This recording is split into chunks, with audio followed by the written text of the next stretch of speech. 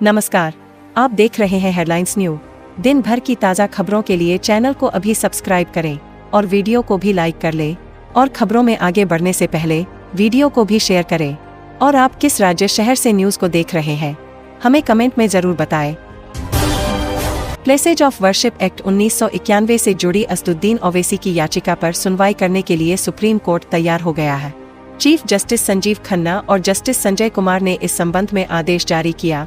Chief justice की पीठ ने आदेश दिया कि ओवैसी की याचिका को केस से जुड़ी सभी पेंडिंग याचिकाओं के साथ जोड़ दिया जाए और इसकी सुनवाई 17 फरवरी को हो।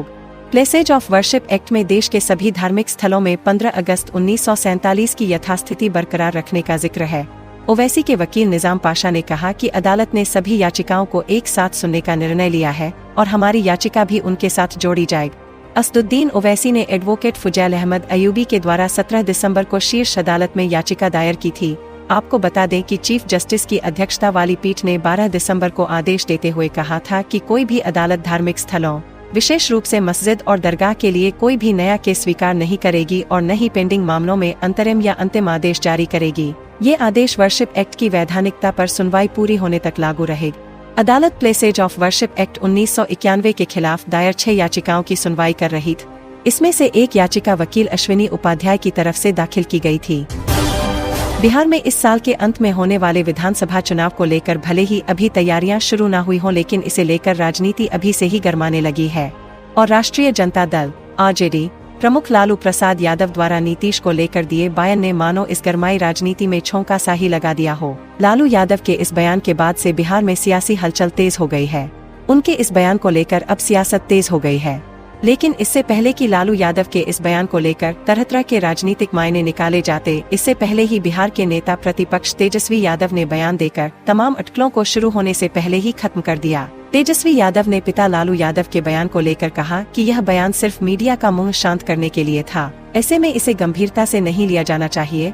बीते दिनों लालू यादव ने कहा था कि नीतीश कुमार के लिए हमारे दरवाजे खुले हैं, नीतीश कुमार को भी अपने दरवाजे खोल कर रखने चाहिए। नीतीश आते हैं तो साथ काहे नहीं लेंगे, ले लेंगे साथ। उनके इस बयान के बाद से ही बिहार में राजनीतिक हलचल तेज हो गई थी। तमाम दल ये कयास लगाने लगे थे कि बिहार में एक बार फिर कुछ होने जा रहा है।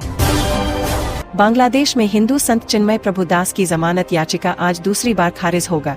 न्यूज एजेंसी डेली स्टार के मुताबिक चटगांव सेशन कोर्ट के जज सैफुल इस्लाम ने दोनों पक्षों की दलील पढ़ने के बाद ये फैसला दिए। इस मामले में करीब आधे घंटे तक सुनवाई चली। चिन्मय दास पर बांग्लादेश के राष्ट्रीय ध्वज के अपमान का आरोप है। इस मामले में राजद्रोह का केस दर्ज कर उन्हें 25 नवंबर 2024 को गिरफ्तार किया गया था। फैसले के बाद चिन्मय प्रभु के वकील अपूर्व भट्टाचार्य ने कहा कि वे जमानत को लेकर हाई कोर्ट में अपील करने की तैयारी कर रहे हैं। सुबह 10:15 बजे सुप्रीम कोर्ट के 11 वकीलों की टीम चटगांव कोर्ट पहुंच। इसके बाद करीब 11 बजे मामले की सुनवाई शुरू हो। वहीं सुनवाई के दौरान चिन्मय प्रभु को कोर्ट में पेश नहीं किया गया। इससे पहले 3 दिसंबर 2024 को उनकी जमानत याचिका खारिज कर दी गई थी। अमेरिका के न्यूयॉर्क में बुधवार को नए साल के मौके पर सैकड़ों प्रदर्शनकारियों ने टाइम्स स्क्वायर पर जमा होकर इजराइल के खिलाफ तीसरा इंतिफादा शुरू करने की मांग। इजराइल विरोधी तख्तियां लहराते हुए प्रदर्शनकारियों ने कहा, जायोनिज्म कैंसर है, ईरान के खिलाफ कोई युद्ध नहीं और इजराइल को सभी अमेरिकी मदद बंद करो। इस प्रदर्शन का आयोजन फिलिस्तीनी युवा आंदोलन, party for socialism and liberation और पीपुल्स फोरम ने किया था। न्यूयॉर्क पोस्ट की एक रिपोर्ट के मुताबिक प्रदर्शनकारियों ने नारे लगाए, सिर्फ एक ही हल इंतिफादा, विरोध शानदार है, हम जीतेंगे और हमें गाजा पर फक्र है। सोशल मीडिया पर वायरल वीडियो में एक महिला प्रदर्शनकारी ने गोरे लोगों पर तंज करते हुए कहा, हम तुम्हें वापस यूरोप भेज रहे हैं, यूरोप वापस जाओ, यूरोप वापस जा। वहीं एक प्रदर्शनकारी ने मेगाफोन पर चिल्लाकर कहा कि साल 2024 जायोनिज्म के अपराधों के खिलाफ संघर्ष का साल है। बता दें कि जायोनिज्म एक धार्मिक और राजनीतिक आंदोलन है। यह इजराइल के ऐतिहासिक भूभाग में यहूदी देश की पुनर्स्थापना का समर्थन करता है। खास बात यह था कि इस विरोध प्रदर्शन से कुछ देर पहले ही न्यू ऑर्लिन्स में एक शख्स ने न्यू ईयर सेलिब्रेशन में तेज रफ्तार ट्रक से हमला कर सैकड़ों लोगों को रौंद दिया था। सोने चांदी के दाम में आज यानी 2 जनवरी को बढ़त है। India bullion and jewellers association (इब्जा) के अनुसार 10 ग्राम 24 कैरेट गोल्ड का भाव 186 रुपए बढ़कर 76,769 रुपए पर पहुंच गया है। इससे पहले सोने की कीमत 76,583 रुपए प्रति 10 ग्राम थी। वहीं चांदी का भाव आज 852 रुपए बढ़कर 86,907 रुपए पर पहुंच गए। कल चांदी 86,055 रुपए प्रति किलोग्राम, वहीं 23 अक्टूबर को चांदी ने 99, 151 रुपए और 30 अक्टूबर को सोने ने 79, 681 रुपए का ऑल टाइम हाई बनाया था। केंद्रीय कृषि मंत्री शिवराज सिंह चौहान ने 1 जनवरी को दिल्ली की सीएम आतिशी को चिट्ठी लिखी। शिवराज ने दिल्ली सरकार पर किसानों के लिए केंद्र की योजनाओं को लागू नहीं करने का आरोप लगाया। शिवराज ने लिखा कि पूर्व सीएम अरविंद केजरीवाल ने दिल्ली के किसान भाइयों बहनों के साथ धोखा किया है। केजरीवाल ने सरकार में आते ही जनता के फैसले लेने की बजाय अपना रोना रोया है। चौहान की चिट्ठी पर दिल्ली की सीएम आतिशी बोली, बीजेपी का किसानों के बारे में बात करना वैसे ही है जैसे दाऊद अहिंसा पर प्रवचन दे रहा। जितना बुरा हाल किसानों का इनके समय हुआ उतना कभी नहीं हो। पंजाब में किसान आमरण अनशन पर बैठे हैं। मोदी जी से कहिए उनसे बात करें। किसानों के साथ राजनीति करना बंद करें क्योंकि बीजेपी के राज में किसानों पर गोलियां लाठियां चलाई गई थी। शिवराज सिंह ने लेटर में लिखा कि दिल्ली सीएम ने किसानों के हित में कभी उचित निर्णय नहीं ली। केंद्र सरकार की किसान हितैषी योजनाओं को भी आपकी सरकार द्वारा दिल्ली में लागू करने से रोका गया है। आपकी सरकार में किसानों के लिए कोई संवेदना नहीं है। आज दिल्ली के किसान भाई बहन परेशान और चिंतित है।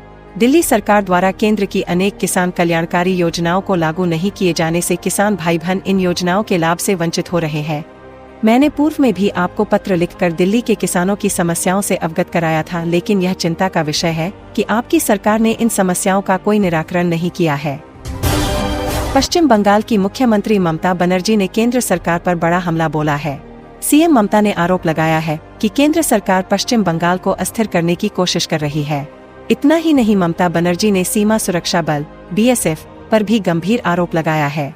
ममता बनर्जी ने कहा है कि बीएसएफ बांग्लादेश से आतंकियों को बंगाल में घुसने दे रही है। ममता बनर्जी ने केंद्र पर बंगाल में आतंकी गतिविधियों को बढ़ावा देने का आरोप लगाया है। ममता ने बंगाल में इन गतिविधियों के लिए सीधे तौर पर केंद्र सरकार और बीएसएफ को जिम्मेदार ठहराया है। उन्होंने दावा किया है कि केंद्र के पास भी इस काम का कोई ब्लूप्रिंट है। आप सांसद संजय सिंह ने बीजेपी नेता अमित मालवीय और मनोज तिवारी को मानहानि का नोटिस भेजा है।